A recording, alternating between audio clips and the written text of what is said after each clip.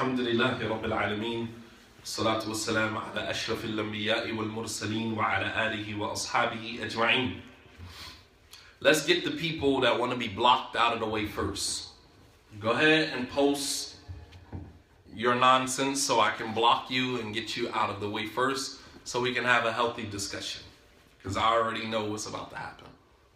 So let's just give it a couple of seconds and let me handle this.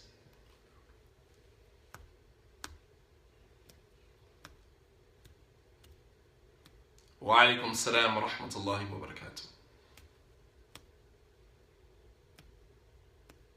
No, my pleasure. Thank you. Wa alaikum salam, Florida. MashaAllah, tabarakallah.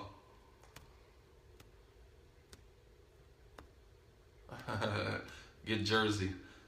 No, I just want to have a healthy discussion, and sometimes we have to eliminate,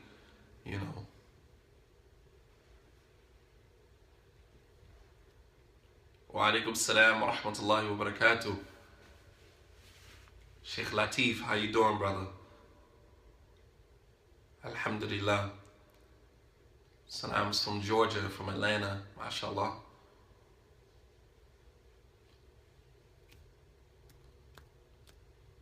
So I guess as the time comes in earlier and earlier, we'll eliminate a lot of the people that are not here to learn. You slept without praying Isha. Then the Prophet ﷺ said, "Man nama an salatihi aw nasiyaha falyusalliha idha dhakaraha." The Prophet ﷺ said, whoever oversleeps or forgets to pray, then let him pray when he remembers. So the fact that you just remembered now, then that means that you should go ahead and pray, inshallah. Go ahead and pray Isha now. Wa iyyakum. What happened to me coming to Philly? I didn't have any engagement in Philly. I was not supposed to be in Philly for Jumu'ah. You can get your information directly from me. Just shoot a message to the Facebook page and ask directly. You don't have to go on he said, she said. We got too much technology today for you to rely on he said, she said. May Allah subhanahu wa ta'ala love you for whom sake you love me. May Allah subhanahu wa ta'ala increase us in love for one another. All you had to do was send a message to the Facebook page, and someone would have responded to you that knows my schedule, that would have let you know that I was not scheduled to be in Philadelphia last Friday.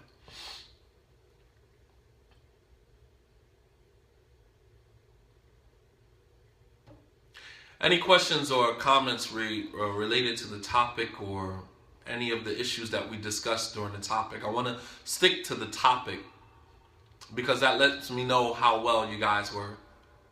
When you start the marriage classes again in Philly, I'm not doing any more marriage classes in Philly. I'm done with marriage in Philly. You can go to SoundCloud and get Marriage Zone 1 through 20. I'm hanging up my marriage gloves, man. I'm done. I did a khutbah some months ago called Marriage is Dead. And I just believe that, like from January, wallahi, from January to right now, I think that there has been so many divorces. It's sad. See, nigga terrorists. He just basically said, block me. Got you. Nigger terrorist. That says so much about him. That comment was just filled with so much hate. Nigger terrorist. So he basically, I want to dissect that a little bit. He basically felt some type of way because I was black, and he felt some way because I'm a Muslim. He said, "You black nigger." Right. That's just so deep, man.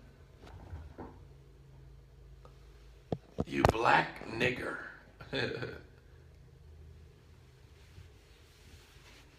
Wow. Yeah, so racism is alive and well. Make no mistake about it. Make no mistake about it. I think he was trying to spell terrorists. Well, he couldn't spell it. Looked like he was trying to spell terrorists. If you need help spelling that, I can help you out. I will come to the UK or any other place when I am invited. I don't just pop up. I don't just pop up. I don't pop up unannounced. I come to places when I am invited. But I'm invited from, people who enjoy hearing truth. Don't invite me for no fundraisers. Don't invite me to placate nobody's feelings. Invite me when you are ready to be educated about your religion. I'm an educator. I'm not an entertainer. I'm not here to entertain. The only people I entertain is my family. I don't entertain, I educate. Does it ever get tiring? No, it comes with the territory. It comes with the territory. Do I ever get tired of blocking, people that troll? It comes with the territory, man. I'm desensitized to it at this point. I just realized this is what it is, My religion is Islam. I am a Muslim.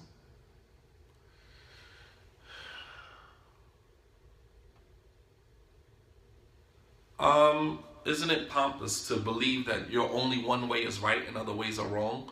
No, it's not. If you don't believe that your way is the right way, then why do you believe it anyway? Sometimes we gotta think about what we say before we say it.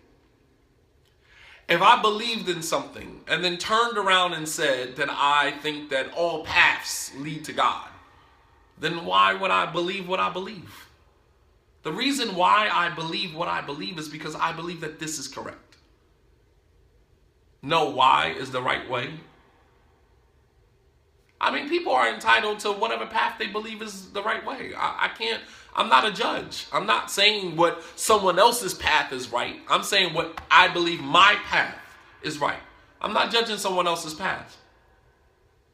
I'm not judging someone else's path. All right? If God is all-powerful, then why would he give children to non-Muslims? Because non-Muslims produce Muslims. Are you kidding me? My parents are non-Muslims. And they produced a child, pushed a child out into the world who decided to take a different path.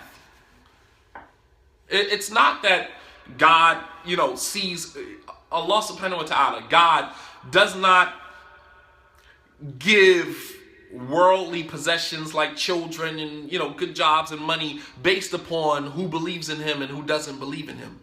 His provision is based on his mercy.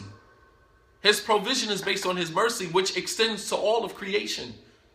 God doesn't give children and, and wealth and things like that based upon, he doesn't divvy that up amongst his servants based upon who believes in him and who doesn't believe in him. He gives to all. Because these things are insignificant in the grand scheme. Worldly possessions and material is insignificant. God doesn't give material possessions based upon who believes in him and who doesn't believe in him. But he gives faith. He gives faith to only those who really believe in him. He strengthens faith of those who believe in him. That's something totally different. That's priceless. No way is the right way. You never know the truth. Well, that's what belief is. That's why we say we believe. Because, you really don't know. But we believe. Based upon the information that we have, this is what I believe in. And I would rather believe in something than to believing nothing. I would rather, and it's much easier to believe in something than to believe in nothing. Faith is belief without evidence of existence. No, that's not true. God has given us many signs, including in yourself. Faith is actually belief in the existence of something based upon the signs or the inferences that point to the existence of that thing. That's faith. Faith is not blind.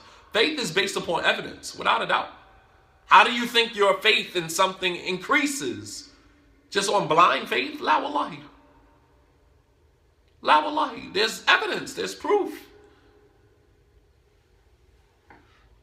Every religion claims they have signs. Well, I can't speak for every religion. I'm not part of every religion, unfortunately. Fortunately for me, I am a Muslim, so I can only speak on Muslim or on Islam. Although I was a Christian. So I do know a little bit about Christian faith. Spent 20 years of my life as a Christian, so I know a little bit about Christianity. And the signs that point to God are the same in every religion. In every God-given religion. Not man-made religion. God-given religion. What they call Adyan as-Samawiyya. You know, these religions, God-given religions. Not man-made religions. Mankind has the freedom of choice. They absolutely do. What made you convert to Islam? Long story. All religions claim they are God-given religions. Yeah, well, the proof is on the person who makes the claim. The proof is on the person that makes the claim. Person can claim anything. Person can claim they're God. The proof is on the person who makes the claim. And not everything that a person says is evidence or proof is actually evidence and proof. And that even applies in Islam as well. Not just because you say this is dalil, this is evidence, doesn't necessarily mean that it's evidence. How should we deal with a situation where we feel this discomfort being in the space of our Muslim? If you're in the presence or in the place where, Muslims or people make you uncomfortable, you can do one of two things. You can either fight or flight. That's what we do as human beings. You can either stay and address the issues that are making you uncomfortable, all right, in hopes that you are doing your part. Even if you don't change the situation, at least you said something about it, and you're working towards bringing some peace to you, bringing some closure to you about the situations that are making you uncomfortable. Or you can just remove yourself from the situation altogether. You have two choices. Or you can remain silent and just keep enduring, what is making you uncomfortable.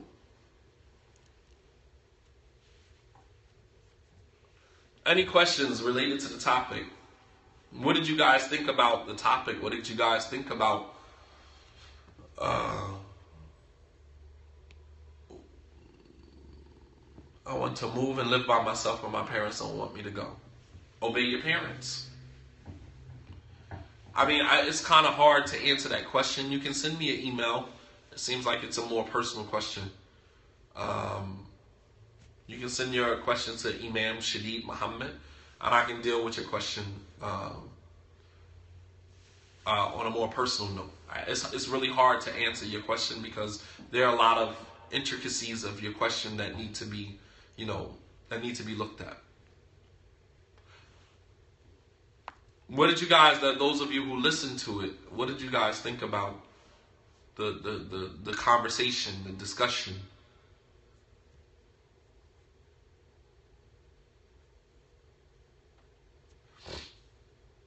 Could you summarize the topic or overview? So we talked about the hadith of A'id ibn Amr, where Abu Sufyan walked by.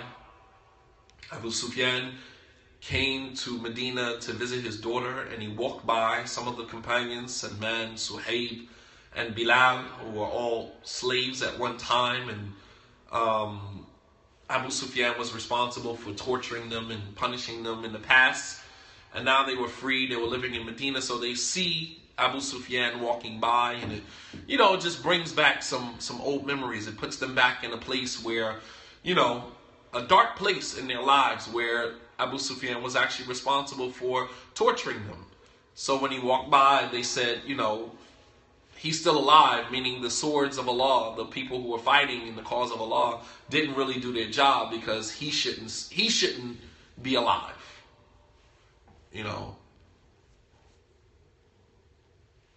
And Abu Bakr felt like that comment from them was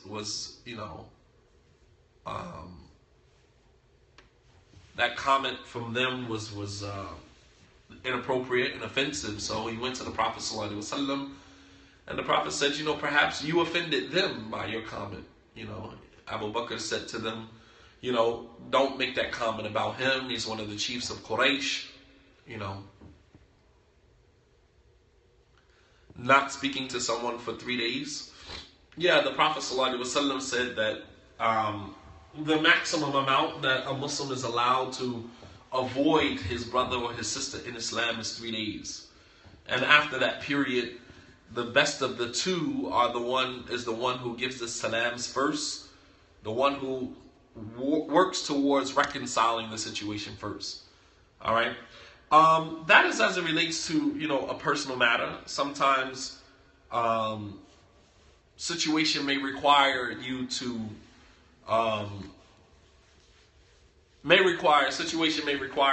kind of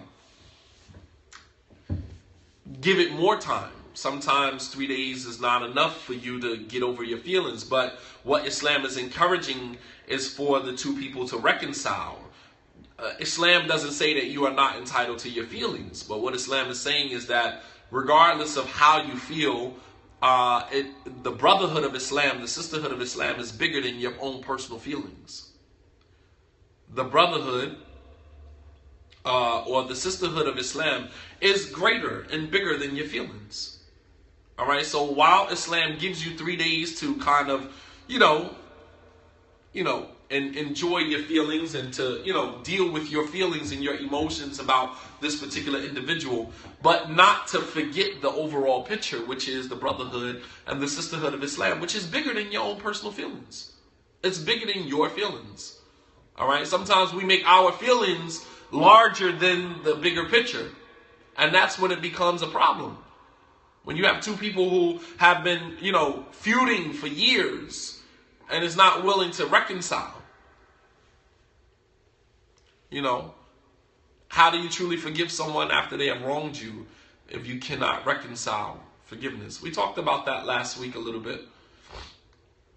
We talked that about a little bit. Religion is power and caused more death in history than doctrines of love. No, religion should be a doctrine of love within itself. Right? Religion should be a doctrine of love.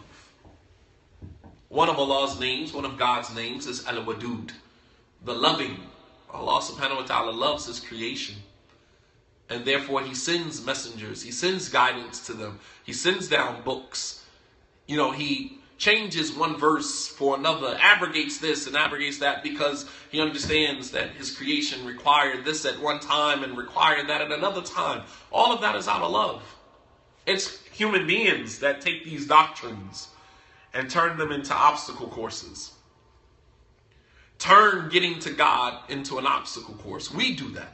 God doesn't do that. We do that. We take these doctrines, these religious doctrines, and, we use it. We use it for our own, personal agenda. We do that to religion. Religion doesn't do that. All right? So how do we reconcile with, our brothers and sisters that, some situations, require for people to kind of deal with their feelings, but at some point you have to confront those feelings. You can't just allow those feelings to linger year after year after year. You know what I mean? Like, I had some issues with some brothers in the Salafi community, and I'm over it now. But at the time that we were going through it, it took me to a dark place. Now, because I've grown to understand that ignorance is ignorance. You know what I mean? It is what it is. And sometimes I look at now. I guess I'm a little more mature now in my outlook, and that a lot of times the people that harm you have themselves been harmed. They're victims, and they're just projecting their hurt on you. And that takes a level of maturity to kind of see people like that.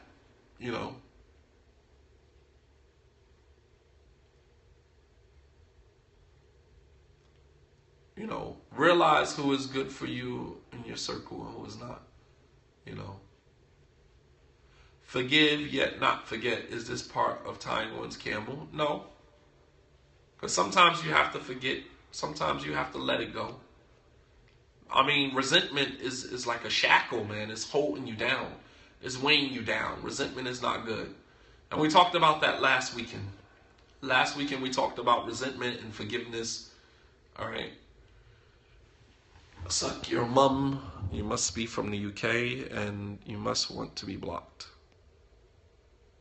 So let's block you.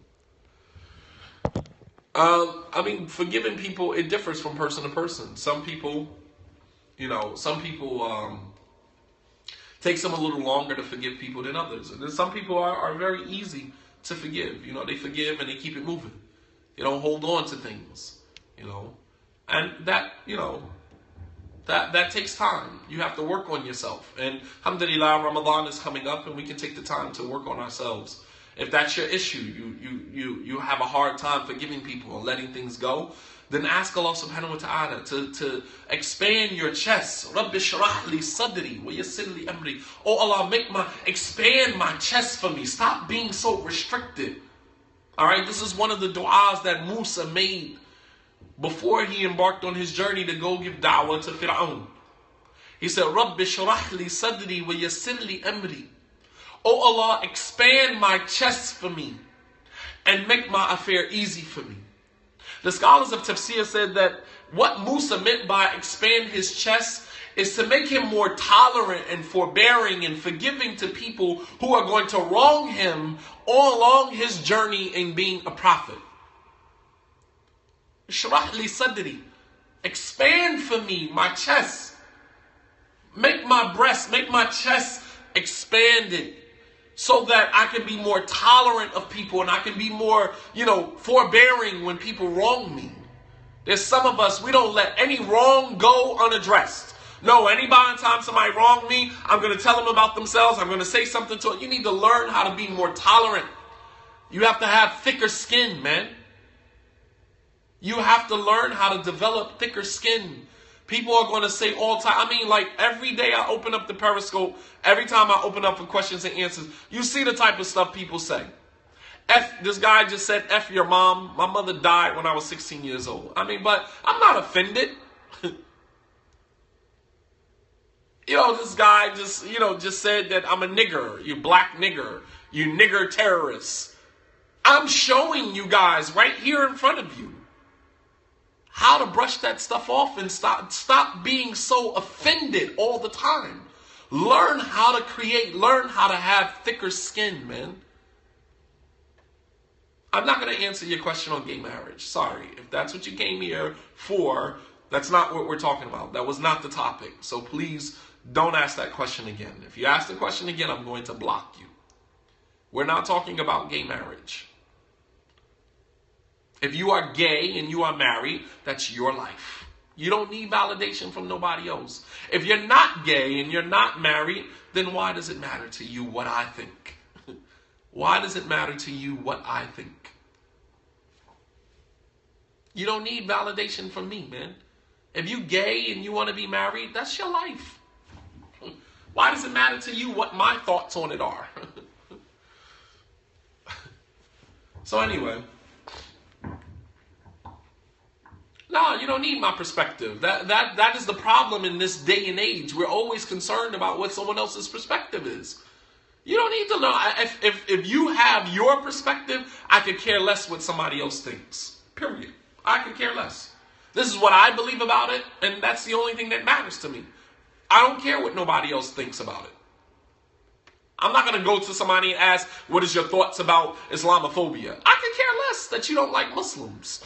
So, I don't like some Muslims myself, so I don't care. There's Muslims that I don't like. So, I mean, like, I don't care what your thoughts are on this or that. I mean, we're so, enthused by what other people's perspectives and opinions are. So what? So what? The only opinion that should matter is yours. That's the only one that should matter. Anyway, so, learning, how to forgive people and learning how to have thicker skin. If you're the type of person that is offended by everything, and this day and age, millennials, I would say this, millennials, they're offended by everything. Millennials are offended by everything. Everything offends them. And because they have so much access to the internet and social media, they use social media and the internet to hash out all of their insecurities, all of their, their hatred and their resentment. SubhanAllah. It's ridiculous. We create a whole Facebook page about somebody because this, that, deep down, they know it's wrong and they want someone to tell them what they want to hear. That's possible. Millennials are those that generation, that internet generation. Anyone who was born from 1982 to the year 2000. Anyone born within that window of time is considered a millennial. Those who are in their mid-20s to 30s, early 30s today, they are millennials.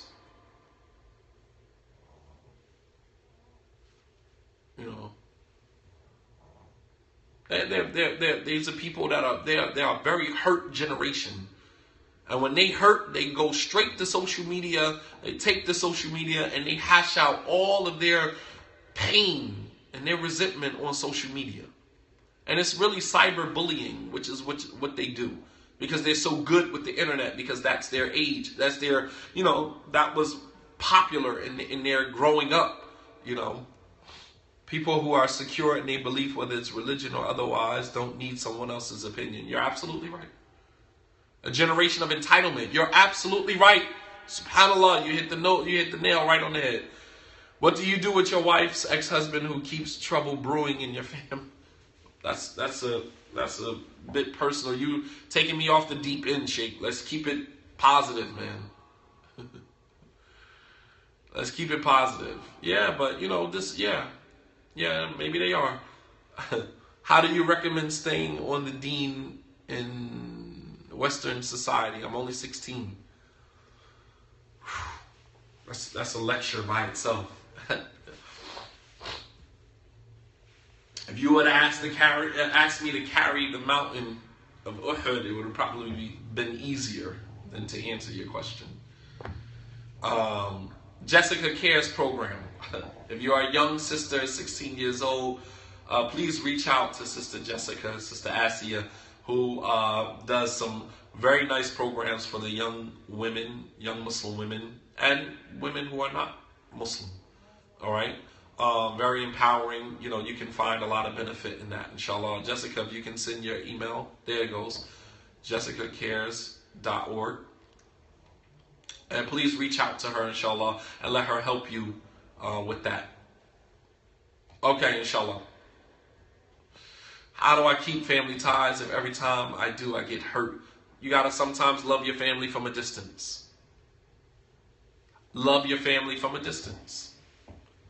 You want to protect. You want to still continue to love them, but not allow them to hurt you. Went to the site rolda.org. Can't find us now. We shut the site down. The site has been up almost 10 years now. And I don't, and I have to pay for the domain every month as well. I pay out of my pocket. The SoundCloud, I pay out of my pocket. I pay you to listen to me. And it should be the opposite way around. Nonetheless, sometimes these things can get costly, and it's not about the money. It's just I don't have anybody to manage it, and I'm personally just don't see that it serves a purpose anymore. All of the articles and everything that was on there, I still have those personally. If you need articles or whatever the case may be, you can just reach out to me via email, and I can send you whatever article you need, inshallah ta'ala. But the website, it served its purpose. It served its purpose. You're handsome. Are you married? Do you think that I would be on a social media site like this and not be married? Do you think? I mean, it's just inappropriate. What if I told you my wife or wives were probably on Periscope and probably saw your comment? What if I told you that? It's just offensive. It's just not, this is not the platform for that. This is not the platform for that. I mean, come on. Like, have some more respect for yourself. Do you think that I would actually, with 500 and some odd people on the Periscope. You think that I would entertain your question?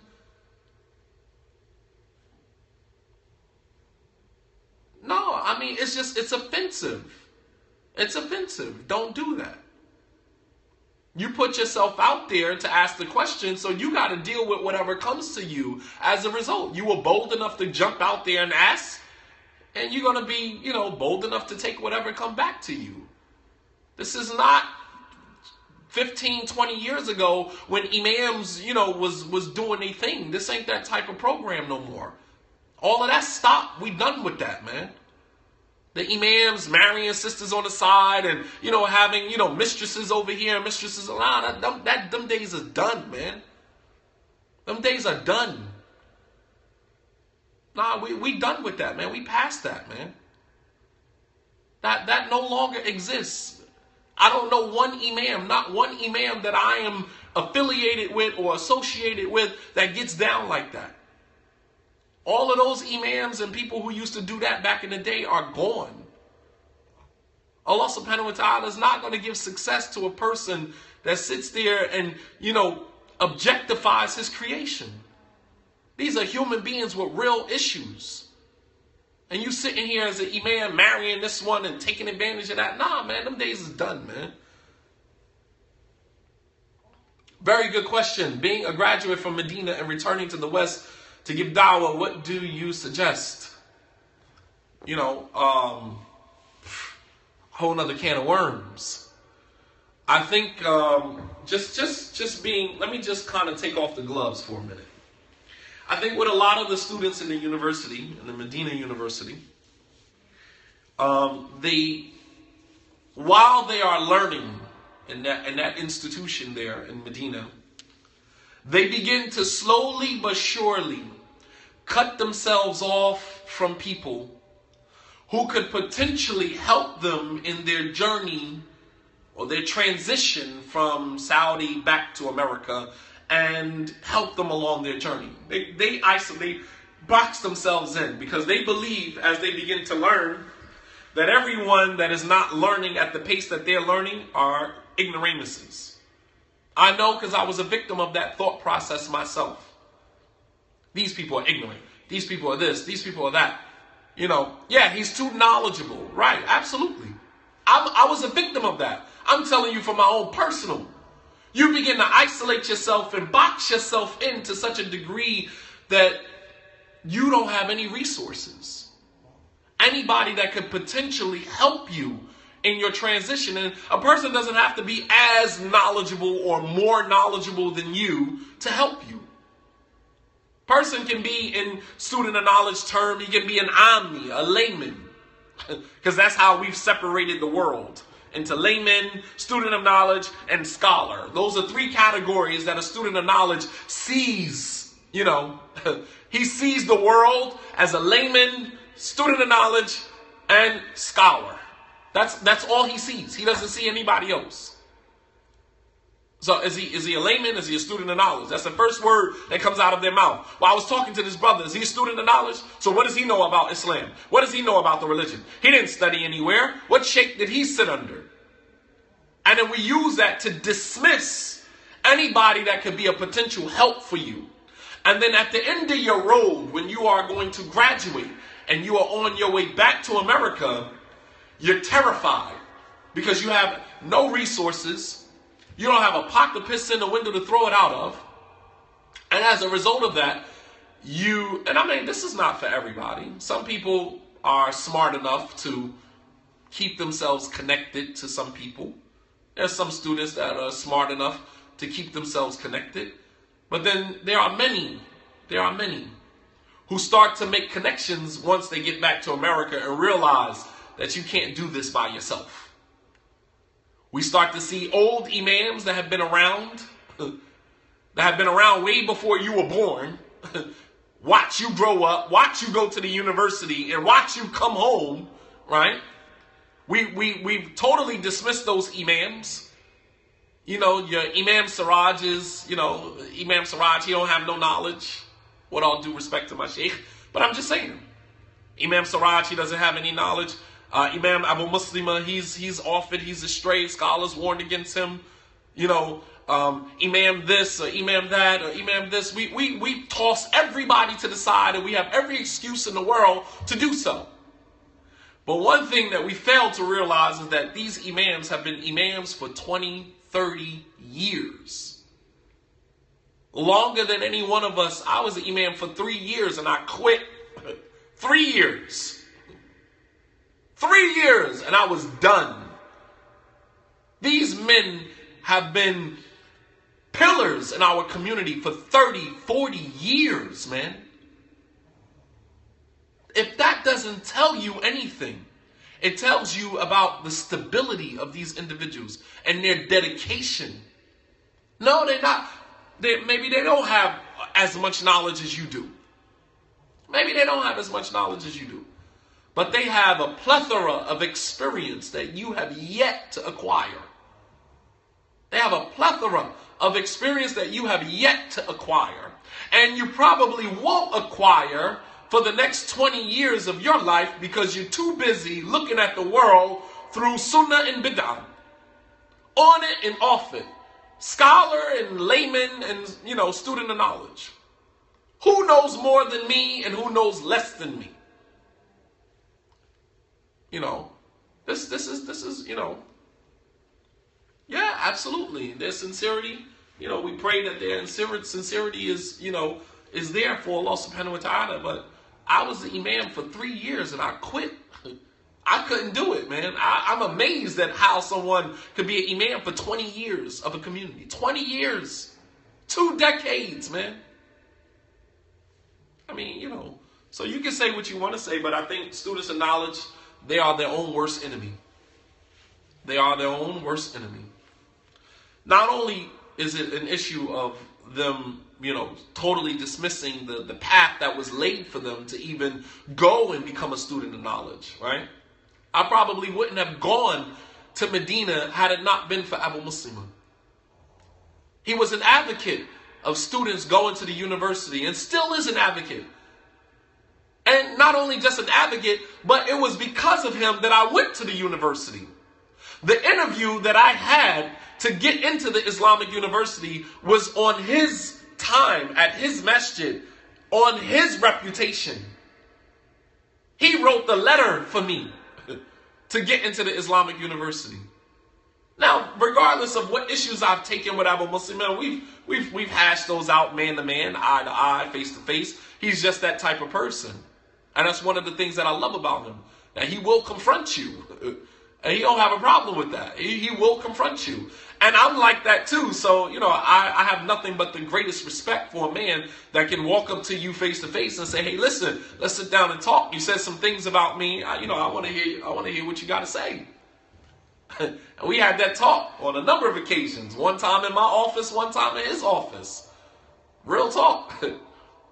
We had our conversation. And I respect that. You know what I mean? I respect that. But at the end of the day, I still need him. I mean, his experience and, his the way that he navigated through all of this. Yeah, man. I mean, these imams, man, they are pillars in our community, man, and we can't dismiss that, man. We can't dismiss that. So I think, the students of knowledge, man, they do themselves a great injustice, man.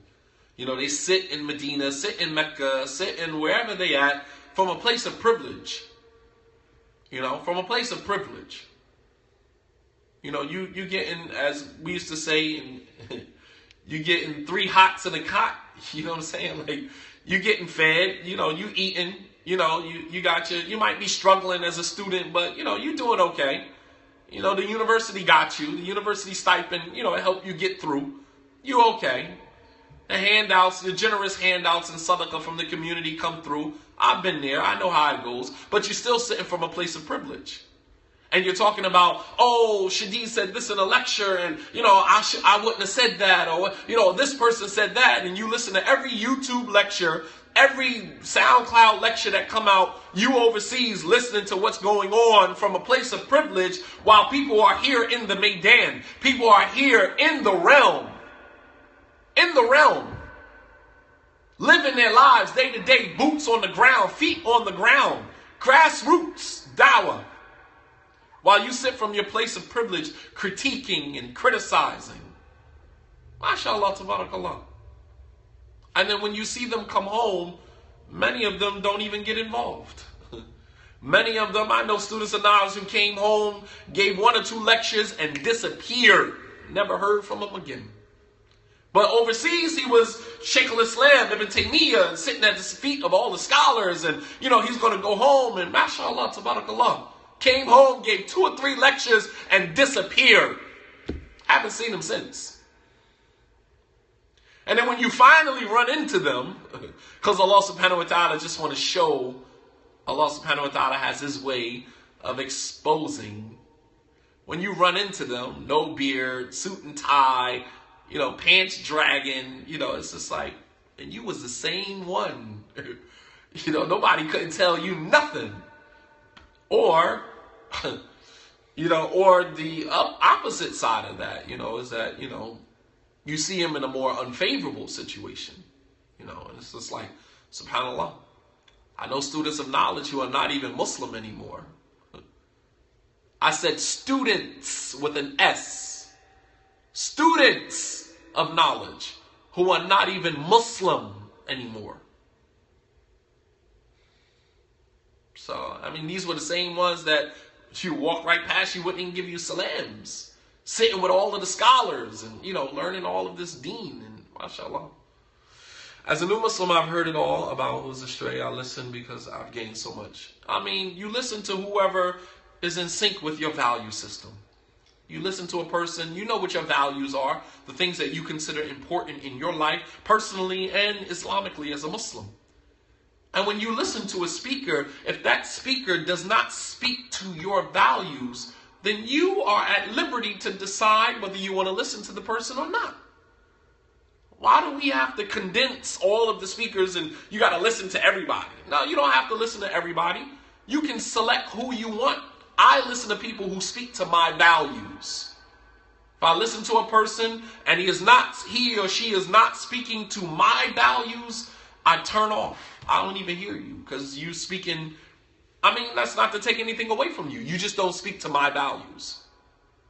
You don't speak to my values, so, you might be a good speaker. Not necessarily speak to my heart, but speak when the person speaks, all of the things that they are touching on is, attached to the things that you consider important in your own personal growth and development, where you are as a Muslim. Where you are. Every one of us is at a different place in our development spiritually. And when you listen to a speaker, you're listening for language. You're listening for things that touch, those issues that you consider important to you and your growth and your development at that particular stage. Hadith and ayat is another thing. If I don't hear Allah said, His Messenger said, I'm turned off. There's nothing that you can say to me. So there's levels. And it's usually from someone that they never listen to themselves. Yeah, you're right. What is the difference between the Noble Quran and the Holy Quran? Which one to read? They're both the same. La mashaha fil istilah. As the Arabs, they say this, we're not going to differ over semantics. The Holy Quran, the Noble Quran, same difference. Some wordings might be different. I particularly, when it comes to the English translation of the Quran, I particularly prefer the Noble Quran, the Dar Salam translation. I particularly enjoy that English translation. The words are a little bit more, digestible. Some of the English translations of the Quran, the wording is just like, what do you mean? No, I was not born a Muslim. I was not born a Muslim. Afwan.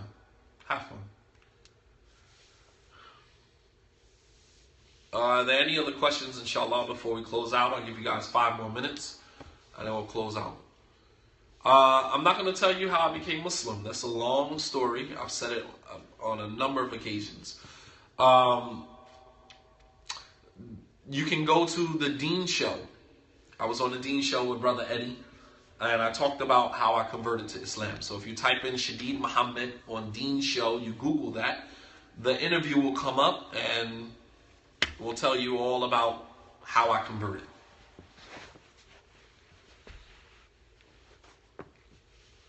How do I keep my family ties if every time I answer the question? You gotta love them from a distance, where you still love them, but you don't get so close that they can hurt you. Right? You love them. You can't separate yourself. How do I tell my mom I want to get married? I don't know. It depends on what your culture is, and the dynamics of your relationship between you and your mom. That's not a one word answer. I can't answer that for you. Ameen. Jazakumullahu khairan. Alhamdulillah, I think overall this was a good session this morning. I pray that Allah subhanahu wa ta'ala allows us to be the recipients of His mercy, and to continue to bless us and our families and our wealth and our health, and allow us to make, the preparations that is necessary to become better Muslims, and to be more prepared for this month of Ramadan that is coming up. If any of you, this is your first time, fasting the month of Ramadan, I pray that Allah subhanahu wa ta'ala make it easy for you. And to be honest with you, even though it's during the summer days, the days go by so fast. Before you know it, wallahi, it will be in the last 10 days of Ramadan, and then it'll be the Eid, and it'll be over with. So don't think about fasting in June. It's going to be hot. We have suhoor. We have, try to keep yourself in the air-conditioned place. There are Muslim athletes who fast and, who perform, or during the month of Ramadan, their exercises and things like this. And they fast at the same time. So it can be done. Ramadan this year will be around June 6th, 7th. The first week of June. Yes. June 6th or 7th. Depending on when the moon is sighted. So we have, a little bit more. I love you too, brother. May Allah subhanahu wa ta'ala reward you all.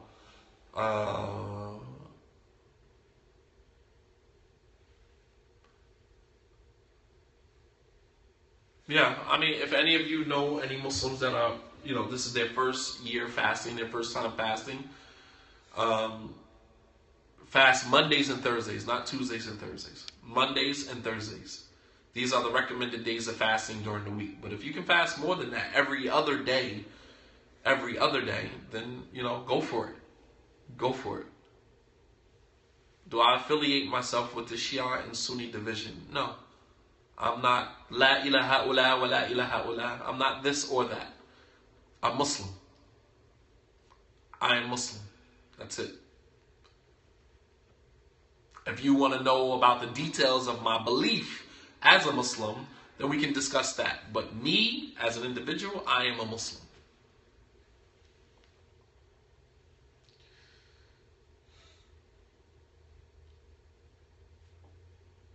So if there's any one of you that knows who are you that you want to convert, this going to be your first Ramadan? Okay, so where are you at? If this is going to be your first Ramadan, alhamdulillah, we use the social media to make connections. Where are you located at? This is going to be your first Ramadan. Maybe someone here is in your area and you didn't know.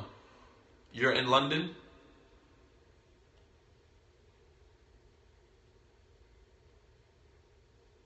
Is boxing haram? Yes, it's haram. It's haram to punch someone in the face. Okay, somebody else on here is in London too. Maybe you guys can, exchange emails. I know London is a very big city. No telling what part of London you're on or in. So you guys can exchange emails, and, you can direct the person to, a masjid that they can go to where they will feel comfortable, where they will, inshallah ta'ala, they will be guided. All right. No problem. That's what social media is about, making connections. Some particular pros has a problem with us saying that we are just Muslim. That's okay. I mean, it took me a while to get to that point. It's a maturity thing. You know, I don't need to call myself something other than Muslim to validate what I believe or what I am. I'm a Muslim. At the end of the day, if you were to ask me, the details about what I believe, am I Orthodox Muslim and am I this type of Muslim, then I'll clarify for you. But if you ask me, am I a Muslim, I'm going to just tell you that, am I a Shiite, am I Sunni? Sunni or Shiite are subcategories. They're not the main category. The main category is Muslim. The main category is Muslim. Sunni, Shiite, Sufi, whatever, those are subcategories. And you don't define yourself by a subcategory. Subcategory doesn't define me. I'm a Muslim. That defines me. Now, if you want to go into what kind of Muslim, what is the details of my belief as a Muslim, then I can walk you down that road if you want. Someone on here wants to take the Shahada. Okay, alhamdulillah. If you want to take your Shahada, if you can send an email where someone can reach out to you. Is there a difference between Haji and Muslim? Haji is just a term that people use when once they've made Hajj to identify. And I am Church of England, like my country. Okay, if the person wants to take Shahada, you can just send your email and just have someone connect with you, inshallah, and help that, to make that happen. What is a Haji? A Haji is someone who has made Hajj. It's something that's cultural, that has been passed down generation after generation. Some of our parents and our great-grandparents have passed down. You don't really hear much about it today. Some of the older generation Muslims still identify themselves as Haji Fulan or Haji Fulan, meaning they have performed Hajj. Hajj was a rarity. People didn't perform Hajj at the rate that they're performing Hajj now. I know brothers who perform Hajj every year. I know brothers who go to make Hajj, who pay $8,000 to go make Hajj every year. May Allah subhanahu wa ta'ala bless them. And they're probably on here now. You know who I'm talking about. But during, years ago, making Hajj, even though it was cheaper, it was a rarity. People didn't just make Hajj every year. So when you finally made that one Hajj in your lifetime, that now became a title that you identified yourself with. I made Hajj. Even you run into Muslims now, and they ask, one of the first questions they ask you is, did you ever make Hajj? And when you say, yes, I've made Hajj 3 times, they're like, whoa, subhanAllah, 3 times. Yeah, it's like, it wasn't as common as it is now. Yes, absolutely. A lot of Nigerians, they call themselves Haji Fulan, Haji such and such. A lot of Indo-Pak, Muslims, Haji such and such, Haji such and such. Even now, you run into like a lot of like older Muslims, and they'll ask you, have you ever made Hajj? Because for them, that's important. That like you went on this journey.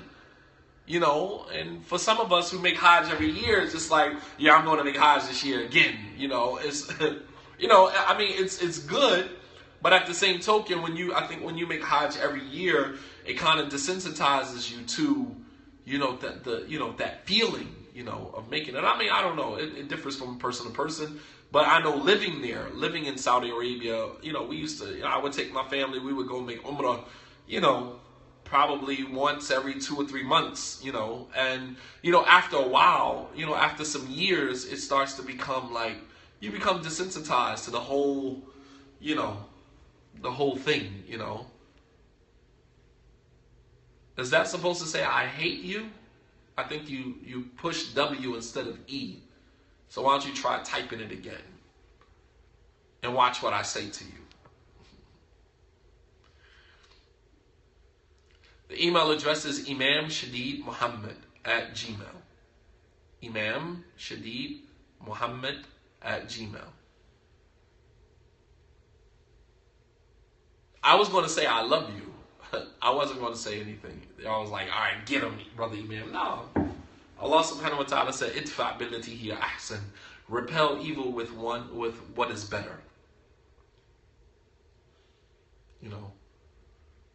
Absolutely. My love is stronger than your hate. My love is stronger than your hate. You can say you hate me all you want, but I can guarantee you that my love is stronger than your hate. Guarantee you.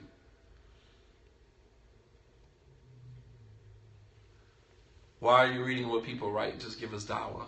Because I want to engage. That's the whole purpose of opening up the chat. That's why it's called the chat. So that we can engage one another. We engage. It's okay.